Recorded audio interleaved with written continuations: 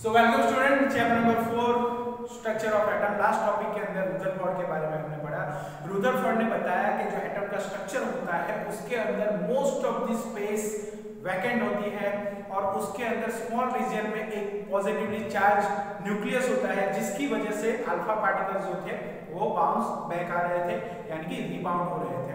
तो यहाँ पर स्टूडेंट 12,000 पार्टिकल पास हो रहे थे, उसमें से बाउंस बैक यानी कि एक या दो यहाँ से वापस आ रहे थे, ऐसा हमने रुदरफोर्ड ने बताया।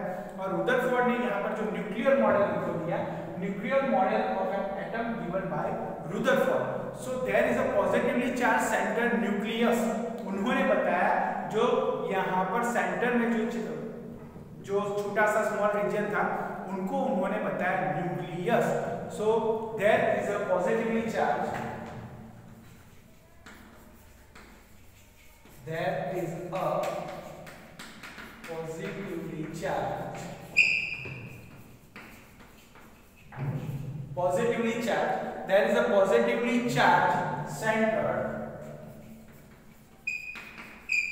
center। यहां पर उन्होंने बताया पॉजिटिवली चार्ज सेंटर न्यूक्लियस। तो हमने देखा था कि जब हमने अल्फा पार्टिकल पर जब बॉम्बार्ड किया तो बीच में कुछ छोटा सा रीजन था, जिसकी वजह से यहाँ पर जो अल्फा पार्टिकल थे वो बाउंस बैक आ रहे थे, और वो जो स्मॉल रीजन था उसी को ही रुदरफोर्ड ने न्यूक्लियस बताया। So all mass of atom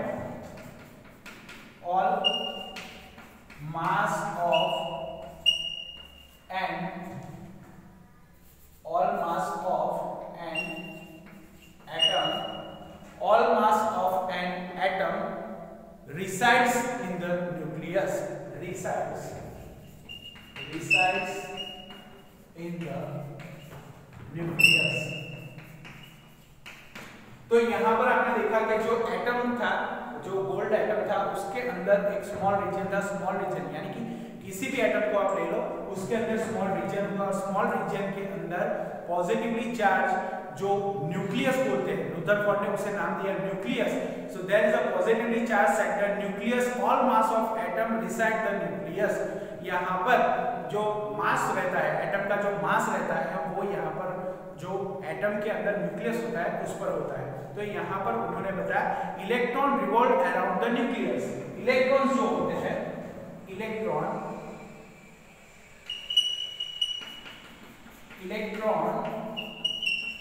उन्होंने बताया इलेक्ट्रॉन यहां पर जो होते हैं वो रिवॉल्व करता है। Electron revolve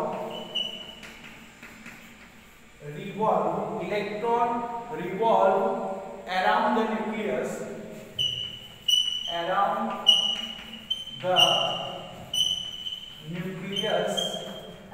nucleus, nucleus in circular path,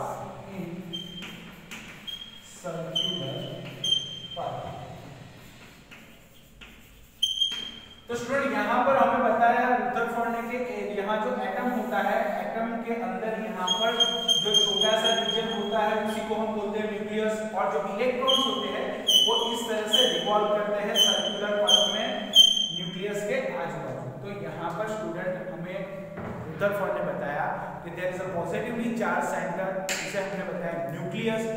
All mass of an atom reside in the nucleus, so electron revolve around the nucleus in circular path। तो इलेक्ट्रॉन इस तरह से यहाँ पर रिवॉल्व करते हैं। तो उन्होंने बताया जो इलेक्ट्रॉन्स होते हैं वो यहाँ पर सर्कुलर पथ में रिवॉल्व करते हैं एटम के अंदर, ऐसा हमें रुदरफोर्ड ने बताया। Then the size of nucleus very small. जो यहाँ पर साइज होती है न्यूक्लियस की साइज, यहाँ पर the size of the nucleus very small, the size of the nucleus very small, the size of the nucleus very small compared to the size of the atom, compared to the size of the atom। तो bye Rutherford, जो उन्होंने nuclear atom के बारे में बताया, तो उन्होंने बताया कि सेंटर के अंदर जो छोटा सा जो रीजन होता है उसी को हम बोलते हैं nucleus. All mass of atom reside in the nucleus and electron जो होते हैं वो इस तरह से इलेक्ट्रॉन यहाँ पर रिवॉल्व करते हैं, यानी कि कंटिन्यूअसली सर्कुलर पथ में यहाँ पर रिवॉल्व करते हैं। और रिवॉल्व करते हैं यहाँ पर जो एटम का साइज होता है उससे हम कंपेयर करें अगर न्यूक्लियस, तो वो बहुत ही छोटा होता है। आप देख सकते हो जो बीच का पार्ट है वो एटम से भी छोटा है, और जो एटम से छोटा पार्ट है उसे ही हम बोलते हैं न्यूक्लियस। और न्यूक्लियस जो होता है वो पॉजिटिवली चार्ज होता है, मास पर उस पर डिपेंड होता है। So all mass of atom reside the nucleus, electron revolve around the nucleus and the size of atom, the size of nucleus यानी कि जो एटम का साइज होता है उससे बहुत ही छोटा साइज होता है न्यूक्लियस का। तो the size of nucleus very small as compared to the size of the atom. तो यहाँ पर हमें रुदरफोर्ड ने न्यूक्लियस के बारे में बताया, जो स्मॉल रीजन है एटम के अंदर उसी को ही हम न्यूक्लियस बोलते हैं। न्यूक्लियस के अराउंड यहाँ पर सर्कुलर पथ पर यहाँ पर इलेक्ट्रॉन्स जो होते हैं वो रिवॉल्व करते हैं यहाँ पर, उसी की वजह से यहाँ इलेक्ट्रॉन यहाँ पर रिवॉल्व करते हैं। Then the size of the nucleus यानी कि जो न्यूक्लियस की साइज होती है वो एटम की अगर हम कंपेयर करें तो उससे बहुत ही छोटी होती है।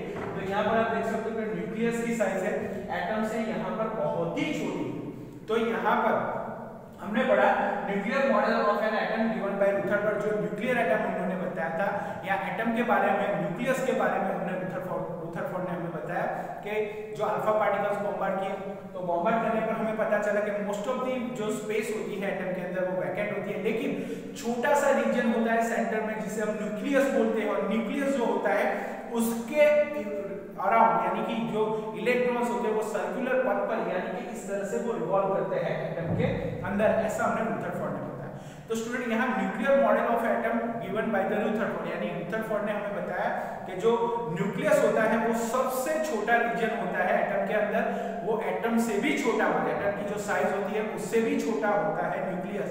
और न्यूक्लियस जो होता है उसके अराउंड यहाँ पर इलेक्ट्रॉन रिवॉल्व करते हैं, और इलेक्ट्रॉन जो रिवॉल्व करते हैं उसकी वजह से यहाँ पर इलेक्ट्रॉन सर्कुलर पर, न्यूक्लियस और इलेक्ट्रॉन के बीच में फोर्स ऑफ अट्रैक्शन रहता है, और फोर्स ऑफ अट्रैक्शन के कारण यहाँ पर इलेक्ट्रॉन इस तरह से रिवॉल्व करते हैं न्यूक्लियस के अराउंड, यानी कि वो यहाँ पर सर्कुलर पथ बना, सर्कुलर पथ पर वो कंटिन्यूअसली यहाँ रिवॉल्व करते हैं। तो यहाँ पर there is a positively charged center that is called nucleus. All mass of atom reside in the nucleus. Electron revolve around the nucleus in circular path. The size of nucleus is very small as compared to the size of an atom. So atom से बहुत ही छोटा size nucleus का होता है। तो student इसे अच्छी तरह से समझ लो, nuclear model of an atom given by the Rutherford. तो रुदरफोर्ड ने हमें इसके बारे में बताया। देन रुदरफोर्ड की भी यहाँ पर उनके भी कुछ ड्रॉबैक्स थे, लिमिटेशंस थी। वो क्या लिमिटेशंस थी मैं यहाँ पर आपको समझा देता हूँ, बाद में उसको मैं एक्सप्लेन करूंगा, यहाँ पर मैं लिखूंगा। तो स्टूडेंट उन्होंने बताया कि जो यहाँ पर न्यूक्लियस होता है उसके अराउंड इलेक्ट्रॉन रिवॉल्व करते हैं, लेकिन उन्होंने बताया कि रिवॉल्व करने पर यहाँ पर जो यहाँ पर न्यूक्लियस होता है और न्यूक्लियस के अराउंड यहाँ पर जब इलेक्ट्रॉन रिवॉल्व करते हैं इस तरह से, तो यहाँ पर वो एनर्जी रेडिएट करते हैं, एनर्जी रेडिएट होती है, और एनर्जी रेडिएट होने के कारण यहाँ पर इलेक्ट्रॉन की एनर्जी लूज होती है, और इलेक्ट्रॉन की एनर्जी लूज होने के कारण वो धीरे धीरे न्यूक्लियस के अंदर चले जाते हैं, और न्यूक्लियस के अंदर चले जाने के बाद वो अनस्टेबल हो जाते हैं। लेकिन हमने जो एटम के बारे में पढ़ा है वो एटम कभी अनस्टेबल नहीं होता, वो स्टेबल होता है। लेकिन यहाँ पर रुदरफोर्ड की कुछ लिमिटेशंस थी, उनके ड्रॉबैक्स थे। लिमिटेशंस इसलिए कि उन्होंने जो बताया उनके अंदर उन्होंने बताया कि एटम यहाँ पर अनस्टेबल है। तो उन्होंने ऐसा बताया कि इलेक्ट्रॉन अंडर एक्सेलरेशन, जब इलेक्ट्रॉन्स इस तरह से सर्कुलर पाथ पर मूव करते हैं, electron under acceleration because of circular motion, तो यहाँ पर सर्कुलर मोशन के कारण यहाँ पर जब वो मोशन में होते हैं तो एनर्जी रेडिएट करते हैं, और एनर्जी रेडिएट करने के कारण इलेक्ट्रॉन की एनर्जी लूज हो जाती है, और लूज होने के कारण वो धीरे धीरे न्यूक्लियस के अंदर चले जाते हैं। So radiate energy, so the revolving electron वो लूज एनर्जी, जो इलेक्ट्रॉन रिवॉल्व करते हैं वो एनर्जी लूज करते हैं, और जब इलेक्ट्रॉन एनर्जी लूज करते हैं so finally fall in the nucleus, यानी कि वो एनर्जी लूज करने के बाद यहाँ पर फाइनली वो इस तरह से फॉल करते हैं न्यूक्लियस के अंदर और एटम यहाँ पर अनस्टेबल हो जाता है। तो स्टूडेंट इसे अच्छी तरह से आप लिख लीजिए, मैं बाद में यहाँ पर ड्रॉबैक्स के बारे में लिखने वाला हूँ, फिर से आपको एक्सप्लेन करने वाला हूँ, तो इसे आप अच्छी तरह से लिख लीजिए। लेक्चर कंटिन्यू है हमारा, तो स्टूडेंट इसे कंप्लीट कर लीजिए, मैं इसे रफ कर देता हूँ। Okay,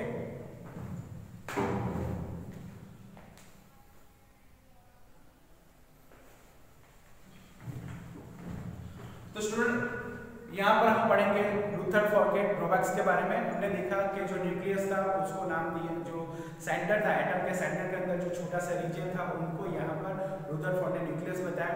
mass of atom reside in the nucleus, electron revolving around the nucleus in circular path, वो भी हमने देख लिया। Then drawbacks,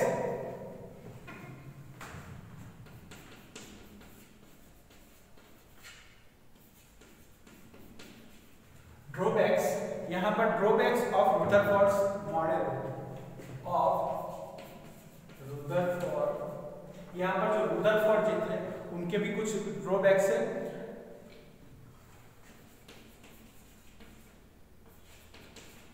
रुदरफोर्ड्स model of an atom, model of an atom. तो मैंने आपको यहाँ पर बताया कि रुदरफोर्ड ने बताया था कि जो इलेक्ट्रॉन होते हैं वो सर्कुलर पाथ में यहाँ पर कंटिन्यूअसली रिवॉल्व करते हैं। यहाँ पर उन्होंने बताया कि जो इलेक्ट्रॉन होते हैं वो यहाँ पर न्यूक्लियस के यहाँ पर सर्कुलर पथ में यहाँ पर रिवॉल्व करते हैं और यहाँ पर रिवॉल्व करते करते उनकी एनर्जी लूज हो जाती है। लूज हो जाने के बाद वो यहाँ पर न्यूक्लियस के अंदर यहाँ पर फॉल करते हैं। तो उन्होंने ऐसा बताया कि electron under acceleration, electron under acceleration, यहाँ पर एस्केलेरेशन में जब होते हैं तो एस्केलेरेशन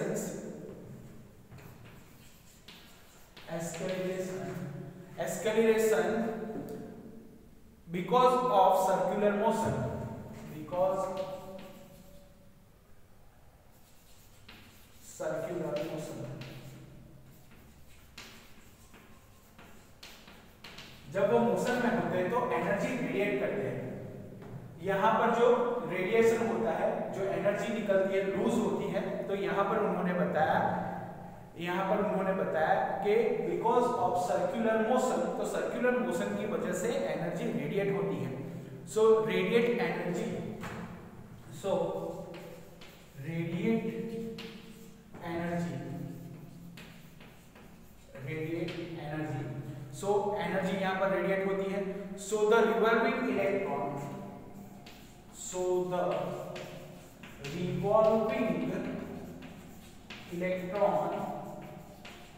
revolving electron would lose energy,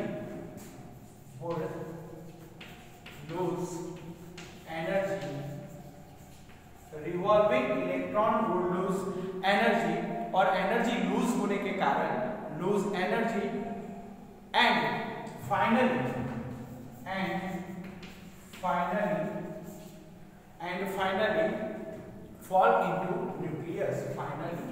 fall into nucleus, तो उन्होंने बताया कि जब इलेक्ट्रॉन इस तरह से मूव करते हैं, रिवॉल्व करते हैं, तो धीरे धीरे वो रेडिएट करते हैं और रेडिएट करने के कारण उनकी एनर्जी लूज होती है और लूज करने के बाद वो यहाँ पर न्यूक्लियस के अंदर वो फॉल करते हैं, यानी कि उसके अंदर आ जाते हैं।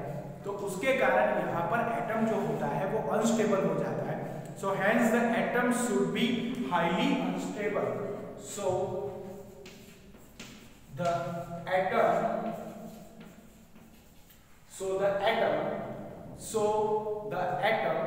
जो एटम होता है should be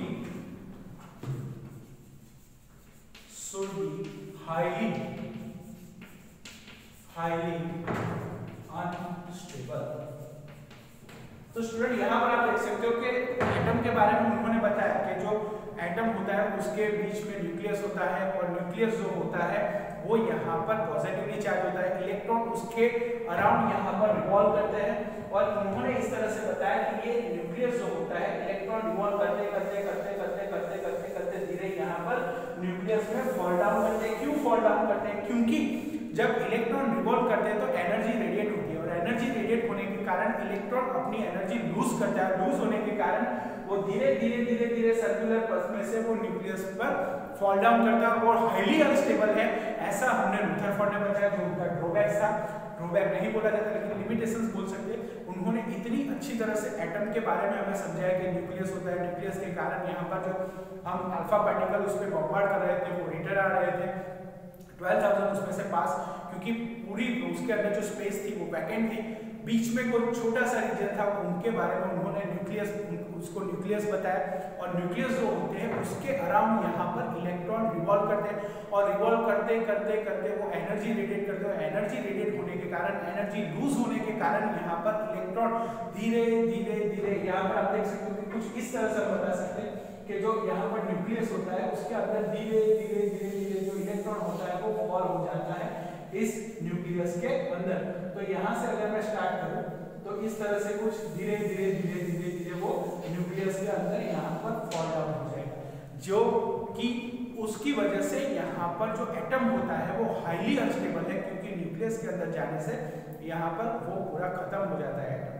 तो स्टूडेंट यहाँ पर उनके जो ड्रॉबैक्स हैं उसके बारे में, इलेक्ट्रॉन अंदर एस्केलेशन जब वो रिवॉल्व करते हैं बिकॉज ऑफ सर्कुलर मोशन, जो सर्कुलर मोशन होता है उसके कारण यहाँ पर एनर्जी रेडिएट होती है, यानी कि उनकी एनर्जी लूज होती है, और लूज होने के कारण धीरे धीरे धीरे धीरे वो न्यूक्लियस के अंदर फॉल डाउन करता है। So the revolving electron would lose energy and finally fall into nucleus. So the atom should be highly unstable. लेकिन एटम अनस्टेबल नहीं होता, वो हम सब लोग जानते हैं, एटम स्टेबल है।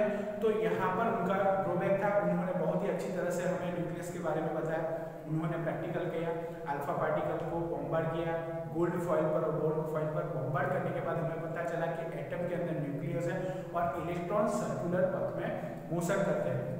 लेकिन जो थॉमसन थे उन्होंने तो ऐसा बता दिया था कि पूरा जो पॉजिटिव चार्ज है पूरा वो स्फीयर के अंदर वो इंक्लूडेड, वो पूरा फैला हुआ है, स्प्रेड हुआ है। लेकिन यहाँ पर जब रुदरफोर्ड ने प्रैक्टिकल किया तो उन्होंने बताया कि पूरा यहाँ पर स्पेस एम्प्टी होता है, और एम्प्टी स्पेस के कारण यहाँ पर जो पार्टिकल्स थे, अल्फा पार्टिकल, वो सारे यहाँ से पास आउट हो गए और कुछ वापस आए, क्योंकि बीच में छोटा सा न्यूक्लियस था, जो रीजन था, उसकी वजह से वो बैक आ रहे थे। तो स्टूडेंट ड्रॉबैक के बारे में न्यूक्लियर ने जो यहाँ पर हमें बताया एटम के बारे में, वो भी आप अच्छी तरह से समझ लो। अच्छी तरह से समझने के बाद उसे अच्छी तरह से अपनी नोटबुक में कंप्लीट कर लो। Okay student, goodbye, good luck.